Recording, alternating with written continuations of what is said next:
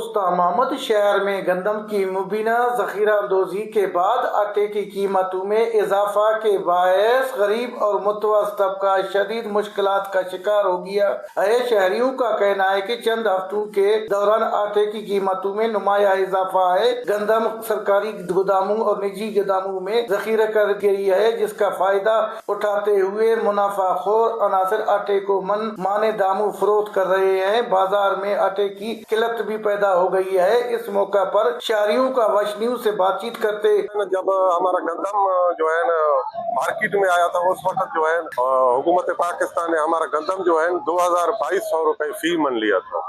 ابھی جو ہے ضلع استا محمد کا حالت یہ ہے کہ یہاں پر آٹا جو ہے 5000 5500 فی من آٹا چل رہا ہے۔ جو ہے یہ سراسر جو ہے استا محمد کے عوام کے ساتھ ناانصافی ہے۔ میں حکومت بلوچستان سے یہ جو ہے پرزور اپیل کرتا ہوں کہ مہربانی کر کے آٹے کی قیمت کو سستا کریں تاکہ مزدور بزگر آٹا لے سکیں۔ شہریوں کے ساتھ سراسر ظلم ہے۔ حالانکہ 2000 سے 2200 تک آٹا جو ہے گندم لیا گیا تھا زمینداروں سے، حالانکہ اب ہمارے شہر میں چل رہا ہے 5500 روپے۔ یہ سراسر غریب عوام کے ساتھ ظلم ہے۔ خدا را حکومت اس پہ نوٹس لے اور آٹے کو بالکل ہی کم کیا جائے، مناسب ریٹ پہ چلایا جائے۔ شہریوں نے ضلع انتظامیہ اور حکومت بلوچستان سے مطالبہ کیا کہ گندم کی ذخیرہ اندوزی میں ملوث عناصر کے خلاف فوری کارروائی کی جائے، آٹے کی سرکاری نرخ پر فراہمی یقینی بنایا جائے اور مارکیٹ کمیٹی قیمتوں کو کنٹرول کرے تاکہ عوام کو مزید مشکلات سے بچایا جا سکے۔ کیمرہ ٹیم کے ساتھ علی حسن بلوچ، وش نیوز،